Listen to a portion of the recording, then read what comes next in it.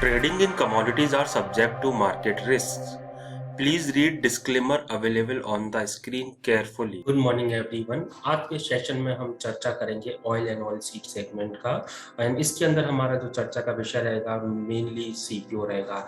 CPO एक ऐसा commodity है जिसके अंदर हमने अप्रैल लास्ट वीक के अंदर काफ़ी एक्सप्लोडिंग मूव आते हुए देखे थे, स्पेशली आफ्टर जब इंडोनेशिया ने अनाउंस किया कि वो पाम ऑयल का एक्सपोर्ट बैन करेंगे temporarily to support the domestic supply and ensure the domestic supply at affordable rate. इसके बाद में हमने देखा था कि पाम ऑयल के प्राइसेस में एक्सप्लोडिंग मूव आया और उसका जो रिकॉर्ड हाई था 7269 जो 9 मार्च को बनाया था, प्राइसेस कहीं ना कहीं उसके आसपास तक पहुंचे एंड रिपरकशन इतना स्ट्रांग आया अदर ऑयल्स के ऊपर। हमने एक टाइम पर देखा कि सोयाबीन ऑयल ने रिकॉर्ड हाई बनाया 87 सेंट्स का, though it has corrected quite a lot since then. But last week अगर हम बात करते हैं तो मोस्टली हमने सॉफ्टनेस आते हुए देखा। इनिशियली सोयाबीन ऑयल के अंदर हमने यूएस के अंदर आते हुए देखा था, आफ्टरवर्ड्स ट्रंकेटेड वीक था मलेशियन मार्केट में क्योंकि फेस्टिविटीज थी वहाँ पर। लेकिन जैसे ही मार्केट में ट्रेडिंग रिज्यूम हुआ तो हमने देखा कि लास्ट 2 डेज के अंदर 10% का गोता लगाया पाम ऑयल के प्राइसेस ने। एंड चलते हमने देखा कि अदर ऑयल्स के अंदर भी करेक्शन आया, लाइक हमने बिट ऑफ द करेक्शन आते हुए देखा सोयाबीन ऑयल के अंदर। एंड साइमल्टेनियसली इसका सीधा सीधा इम्पैक्ट हमने डोमेस्टिक बोर्सेस के अंदर भी देखा, दो करेक्शन सिमिलर पेस से नहीं था बट 2 से 3% का करेक्शन हमने डोमेस्टिक मार्केट में भी आते हुए देखा डिफरेंट कैटेगरीज ऑफ ऑयल्स के अंदर। करेक्शन क्यों आया आज के सेशन में हम डिटेल में चर्चा करेंगे। अगर हम बात करते हैं first of all technically there is a term called double top which is a trend reversal pattern. Prices ने जब यूक्रेन रशिया का युद्ध स्टार्ट हुआ था उस टेन्योर के अंदर जो हाई बनाया था 9 अप्रैल को 7269 का बनाया। एंड जब अप्रैल एंड के अंदर मार्केट में जब ये टॉक था कि इंडोनेशिया बैन कर सकता है palm oil and its products temporarily, तो उस टेन्योर में हमने देखा कि प्राइसेस में काफी स्टीपर मूव आया।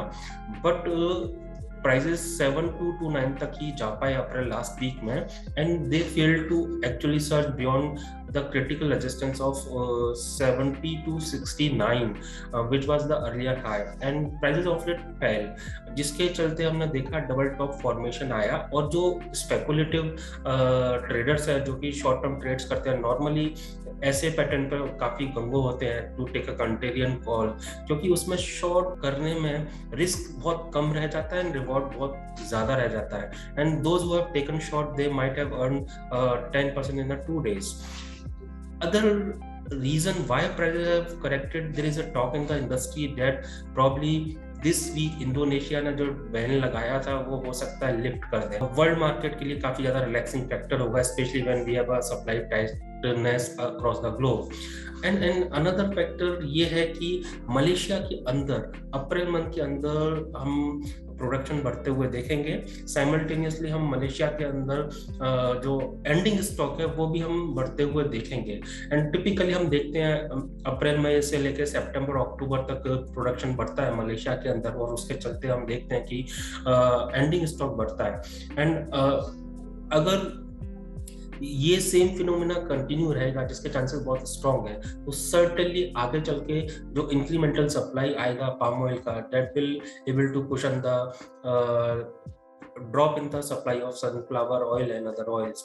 तो ये कारण है जिसके चलते हमने प्रॉफिट बुकिंग आते हुए देखा और शॉर्ट टर्म में फर्दर देख सकते हैं। And as and when there would be announcement by the Indonesia of lifting ban, certainly those tenure के अंदर थोड़ा हम फर्दर करेक्शन आते हुए देख सकते हैं। बट अभी फर्दर प्राइस कैसे पेन आउट होंगे we will discuss in a detail.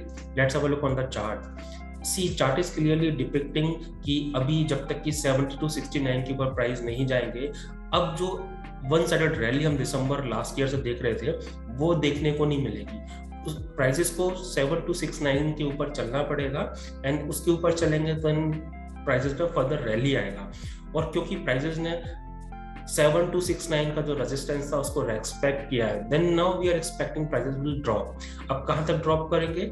Initially हो सकता है सुपर ट्रेंड की वैल्यू तक कर सकते हैं, which is around 6000 ringgit, and afterwards हम देखेंगे जो 7269 से प्राइसेस के अंदर ड्रॉप आया था 5485 तक, तो वो जो 5485 है वो एक्ट कर सकता है एज अ सपोर्ट, तो प्राइसेस पॉसिबिलिटी है कि वहां तक आ सकते हैं, लेकिन 5480 और near by trajectory would act as a strong support. वहां से अगर प्राइसेस ने रेस्पेक्ट किया उस सपोर्ट को और उसको नहीं ब्रेक किया, then sideways move continue in the market for some time now, जिसका रेंज रहेगा 5480 on downside to 7269 on higher side। अगर हम डोमेस्टिक मार्केट की बात करते हैं तो हमारा ऐसा मानना है 1550 टीआरपी पॉइंट है, ग्रेजुअली प्राइसेस उसकी तरफ आ सकते हैं अगर इंटरनेशनल मार्केट में फर्दर करेक्शन वाइडन होता है तो, लेकिन करेक्शन लिमिटेड रहेगा जब तक 1550 के नीचे नहीं जाएंगे, और अगर प्राइस उसको रेस्पेक्ट करके वंस अगेन रिकवर करना चालू करते हैं,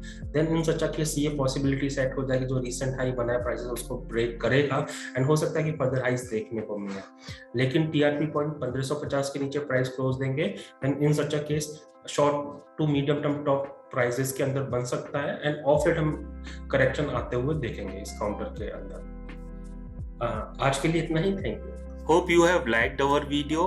Don't forget to subscribe and like our channel.